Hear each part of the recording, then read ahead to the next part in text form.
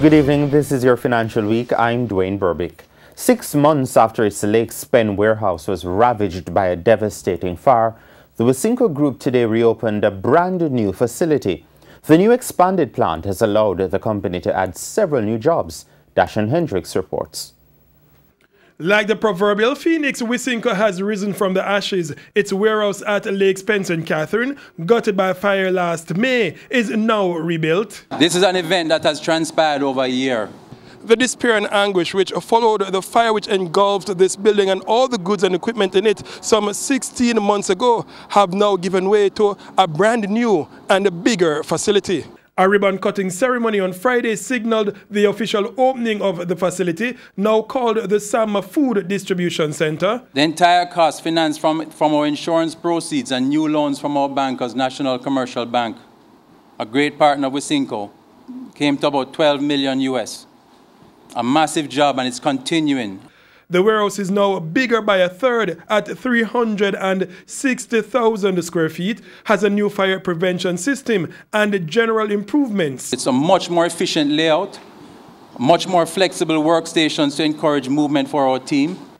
The rebuilt company is also eyeing a long-term expansion. The added space is allocated to do that. We're going to have manufacturing facilities within this center at a cost of 8 million US. For the expansion and modernization of our water filling lines, we will use less plastic, less cardboard, we will reduce transportation, and while we continue developing the local market, we will go aggressively after exports. The company is also setting up recycling facilities. It has added 48 jobs since the fire last year, bringing the total complement at the Wisynco Group to more than 2,100. The company's chairman, William Afood, playing a largely ceremonial role today, was still singled out for the recovery efforts. William said a year ago for all of us to hear, we will rise again. Today, from the ruins of this old warehouse, Wisynco has rebuilt. Congratulations. For the Financial Week, I am Dashan Hendricks.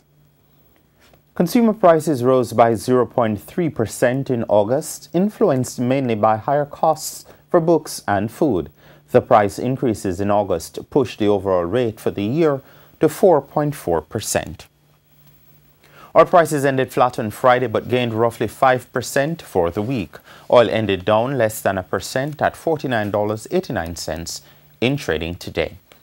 The US dollar today closed at an all-time high for the third straight day, rising by 8 cents to close at a record $131.30. The Canadian dollar is costing $105.95.